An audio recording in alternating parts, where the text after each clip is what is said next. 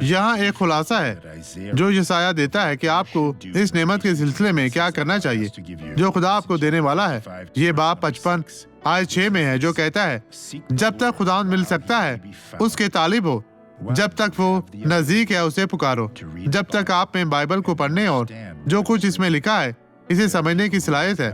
ایسے لوگ ہیں جو ہمیشہ کے لیے یہ صلاحیت نہیں رکھتے کیونکہ وہ حقیر ہیں، وہ گناہ میں ہیں، وہ واپس نہیں جانا چاہتے۔ لہذا جب آپ خدا کی تلاش کرتے ہیں اور اس کے ساتھ ہوتے ہیں آپ اسے مل جائیں گے۔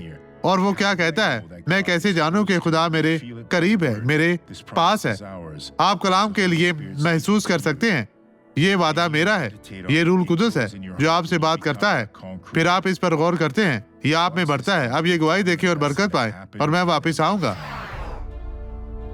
درد اور سوزش، کہاں درد ہوتی تھی؟ کہاں؟ میرا گھٹنا، میں بیساکھی کے ساتھ چل نہیں سکتا تھا۔ اب اسے اپنے کندھے پر رکھیے، آپ چل نہیں سکتے تھے تو چلے، اس طرح چلے۔ یہ کاروبار، یہ کام ختم ہوا، اب آپ اپنے کام کو ختم کرتے ہوئے اپنے گھر جا رہے ہیں۔ ٹھیک ہے، چلے چلے، اپنے قدم آگے بڑھائیں۔ یہ سوزش ختم ہوئی، قدم آگے بڑھائیں، کریں، چلتے جائیں بغیر کسی خوف کے، آگے بڑھتے جائیں۔ خداوند تیرا شکر ہو، تیری تعریف ہو۔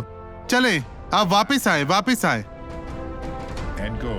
ٹھیک ہے، تھوڑا بھاگے بھائی، بھاگے اس طرح۔ خداوند تیرا شکر ہو۔ آئیں اب دعا کریں۔ خدا، میں اس شخص کی طرف اپنے ہاتھ بڑھاتا ہوں اور برائی سے کہتا ہوں اس کے پاس سے چلی جا، نکل جا، غائب ہو جا۔